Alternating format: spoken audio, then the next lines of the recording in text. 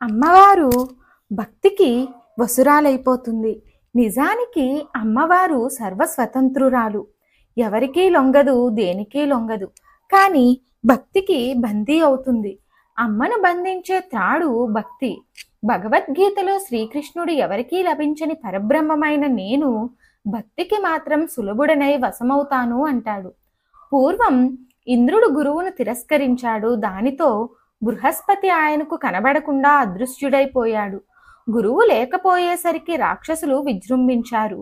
ఇంద్రుడు భయపడిపోయాడు.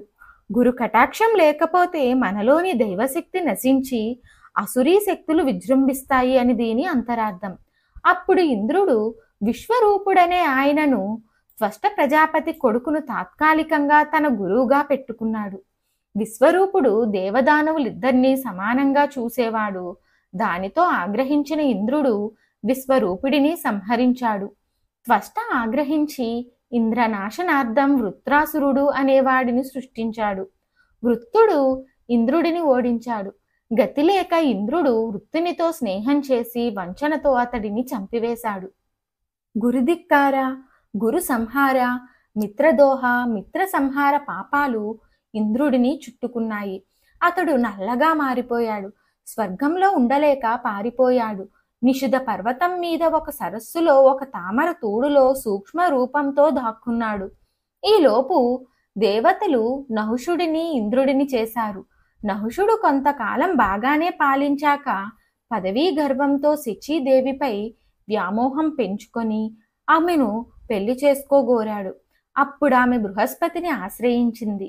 అప్పుడు ఆయన అమ్మ దయ ఉంటే గండం గడుస్తుందని, అమ్మ భక్తికి వసురాలవుతుందని చెప్పి పై మంత్రాన్ని ఉపదేశించాడు. మంత్ర ప్రయోగం ఫలితం తెలుసుకుందాం.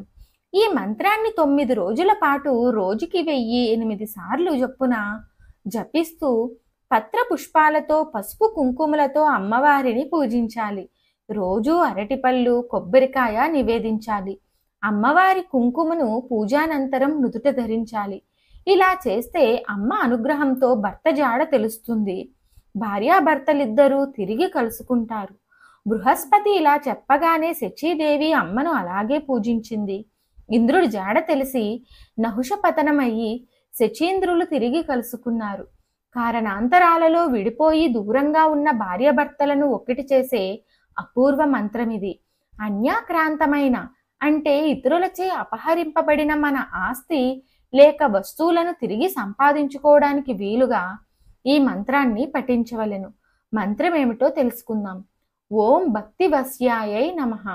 ఓం భక్తివశ్యాయై నమః. ఓం భక్తివశ్యాయై నమః. మరిన్ని ఆధ్యాత్మిక విషయాల కోసం మా ఛానల్ను సబ్స్క్రైబ్ చేయండి. వీడియో నచ్చితే లైక్ చేయండి, షేర్ చేయండి, కామెంట్ చేయండి.